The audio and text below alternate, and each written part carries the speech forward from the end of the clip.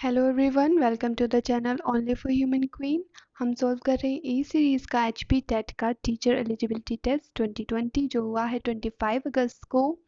ये 150 मार्क्स का था, 150 मिनट्स थे इसमें और नेगेटिव मार्किंग नहीं थी।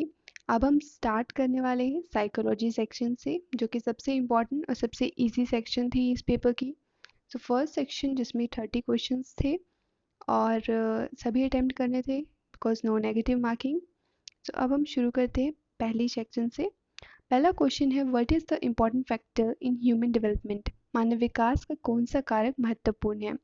जैसे कि हम जानते हैं, हेरिडिटी और इन्वायरमेंट, पर्यावरण और आनुवांशिकता, दोनों का ही प्रभाव है। तो सी ऑप्शन सही ऑप्शन है।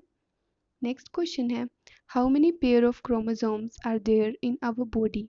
हमारी बॉडी में 23 पेयर ऑफ क्रोमोसोम्स होते हैं, तो टोटल हमारे 46 क्रोमोसोम होते हैं। इसीलिए option A was the right option for this. Next question है, the psychological method of individual study of a child is case study. Case study में हम चाइल्ड के बारे में पूरा स्टडी करते हैं डिटेल में, that is why it is important उसकी इंडिविजुअल स्टडी करने के लिए। तो C option is the right one. Who has formulated the types of intelligence? Concrete, abstract and social intelligence। इसकी जो है थॉर्नडाइक ने 3 तरह की इंटेलिजेंस दी है, तो डी ऑप्शन सही ऑप्शन है। फिफ्थ वन है, who establish the first psychological laboratory? सबसे पहली साइकोलॉजिकल लेबोरेटरी वूंड ने, C option is the right one. Wundt ने सबसे पहले ये बनाई थी। Next one is encoding. तो encoding is the process of memory, और इसके रिलेटेड काफ़ी अलग अलग आंसर्स आ रहे हैं, लेकिन गूगल के अकॉर्डिंग ये मेमोरी से ही रिलेटेड है। It is a confusing question. आप अगर आंसर कर सकते हैं तो प्लीज़ कमेंट सेक्शन में बताइए, अदरवाइज इसका बी ऑप्शन ही मोस्ट प्रोबेबली राइट वन है। Storage is a process of the, यानी कि स्टोरेज मेमोरी की प्रोसेस है, लेकिन इसमें फर्स्ट सेकंड थर्ड ऑप्शंस तो दिए हुए हैं, बट स्टिल इसमें क्लैरिफिकेशन नहीं दी गई है। इसीलिए मोस्ट प्रोबेबली अगर प्रोसेस देखी जाए मेमोरी की, तो स्टोरेज जो है वो सेकंड नंबर पे आती है। सबसे पहले हम सुनते हैं फिर हम स्टोर करते हैं, तो या तो सेकंड ऑप्शन है या तो थर्ड ऑप्शन है, बट इसमें क्वेश्चन में क्लैरिफिकेशन नहीं दी गई है कि storage is the process of the memory stage, और इधर कोई भी इसमें स्पेसिफिकली वर्ड यूज़ नहीं किया गया है to demonstrate the question, so it is not clear yet. Next one is, who has propounded the theory of hierarchy of needs? तो ये मोटिवेशन थ्योरी है जो कि ए एच मैस्लो ने दी है। ये ऑप्शन इसका सही ऑप्शन है for sure. What kind of correlation generally exist between intelligence and creativity? तो मोस्ट प्रोबेबली पॉजिटिव टाइप का रिलेशन है, बट एक्सेप्शन ये है कि कोई क्रिएटिव चाइल्ड इंटेलिजेंट हो ये ज़रूरी नहीं होता, इंटेलिजेंट चाइल्ड क्रिएटिव हो ये भी ज़रूरी नहीं होता। But yes, A option is the most probably right one. Next जो क्वेश्चन है हमारा वो है, what kind of behaviour is juvenile delinquency? बच्चों का जो अपराध करने का बिहेवियर है, व्यवहार में अगर उनके अपराध करने की वो आ जाती है, बिहेवियर में एक आदत बन जाती है, तो वो एंटी सोशल आदत है। इसलिए ए ऑप्शन इसका सही ऑप्शन है। Next one is, the activity technique is, it is almost student या फिर चाइल्ड सेंटर्ड। तो इसका डी ऑप्शन सही ऑप्शन है, क्योंकि हम हमेशा चाइल्ड सेंटर्ड एजुकेशन को ही प्रायोरिटी मान के अपनी एक्टिविटी टेक्निक्स, जितनी भी हमारी एक्टिविटीज़ और को करिकुलर एक्टिविटीज़ होती हैं स्कूल में, वो सब स्टूडेंट के लिए ही होती हैं। Who does, what does O stand for in Woodworth a SOR model? SOR model की पूरी फुल फॉर्म है स्टिमुलस ऑर्गेनिज्म रिस्पॉन्स, और इसका बी ऑप्शन सही ऑप्शन है अगर आपने ऑर्गेनिज्म टिक किया है, और ये वुडवर्थ ने दिया है। That's it. नेक्स्ट क्वेश्चन हमारा 13th क्वेश्चन है, development is a process, it is a continuous process. ये हमेशा चलती रहती है जन्म से लेके मृत्यु तक। बेशक ग्रोथ हो ना हो, लेकिन डेवलपमेंट हमेशा कंटिन्यूसली चलती है। The school of behaviourism was originated by J.B. Watson, जिन्हें बिहेवियरिज्म के जन्मदाता भी कहते हैं। Each gene is made up of DNA. A option is the right one for this. Conversation is example है concrete operational stage का, यानी C का। C ऑप्शन इसमें राइट वन है। कंक्रीट ऑपरेशनल स्टेज में CCS इसका इंपॉर्टेंट करेक्टरिस्टिक है। Conversation, classification, seriation. Conversation basically आपको ये बताएगा कि अगर दो बर्तन हैं, उनमें से एक बर्तन बड़ा है और एक नैरो है, यानी कि बॉटल ले लीजिए, दोनों में पानी है, तो बच्चे को ये पता चल जाएगा कि किस में ज़्यादा पानी है। वो ज़्यादा सरफेस एरिया यानी कि बड़ी थाली देख के वो ऐसा नहीं कहेगा कि इसमें ज़्यादा पानी है, वो कहेगा कि इस गिलास में या इस बोतल में ज़्यादा पानी है। नेक्स्ट क्वेश्चन है हमारा, physical development is the field of. तो फिजिकल डेवलपमेंट में ये सभी ऑप्शंस आते हैं, इसलिए डी ऑप्शन सही होगा, all of these. Bones, nervous system, muscle, ये सब एक पार्ट है फिजिकल डेवलपमेंट का, तो ग्रोथ ही एक पार्ट है डेवलपमेंट का ऑल ओवर। नेक्स्ट क्वेश्चन है, ऑटोनॉमी वर्सेस शेम। ये ऐसी स्टेज होती है जब ऑटोनॉमी वर्सेस स्टेज ऐसी स्टेज होती है जो 2 से 3 साल के बच्चों में आती है। सी ऑप्शन उसका सही ऑप्शन है। नेक्स्ट 19th क्वेश्चन है, animism nature found in the child during which state.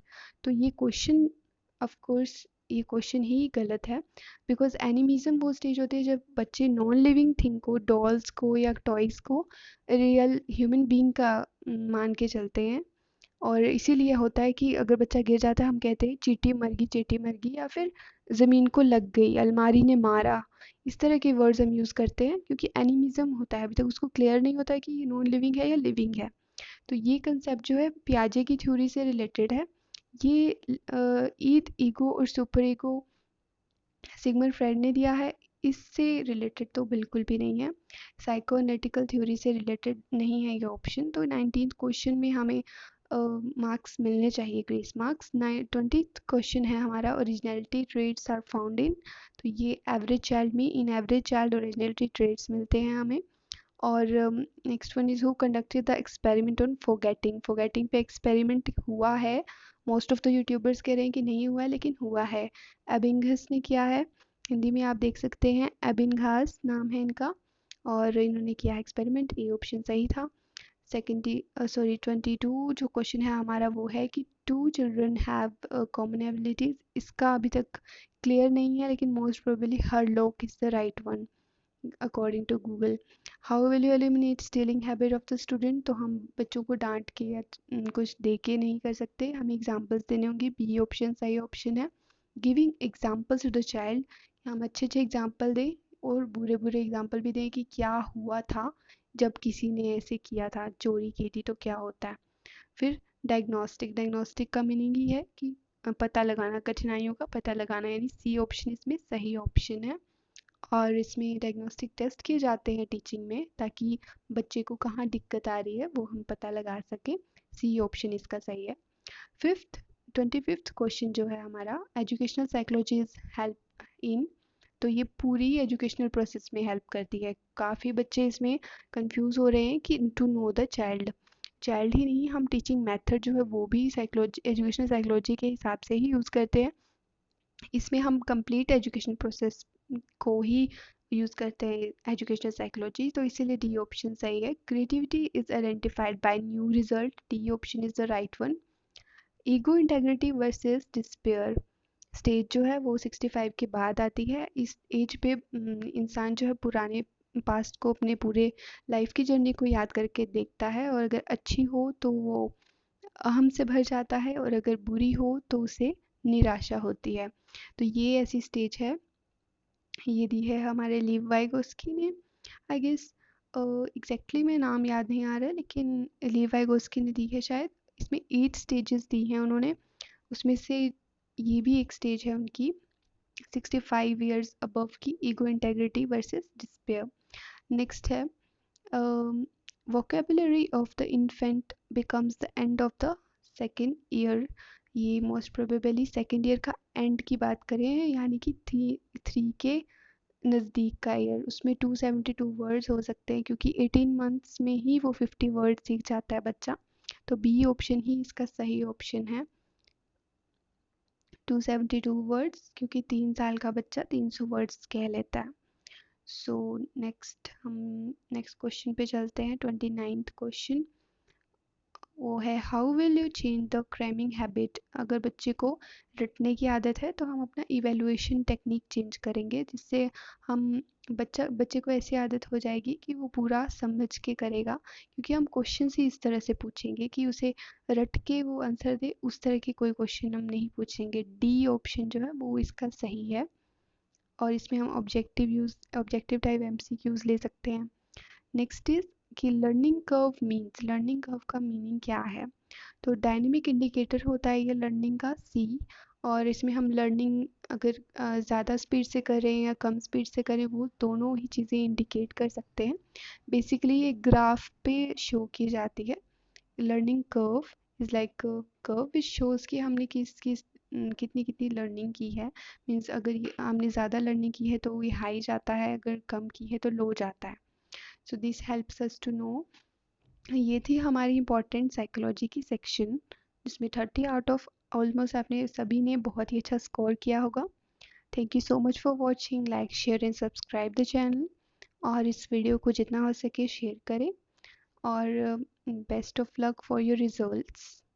Thank you.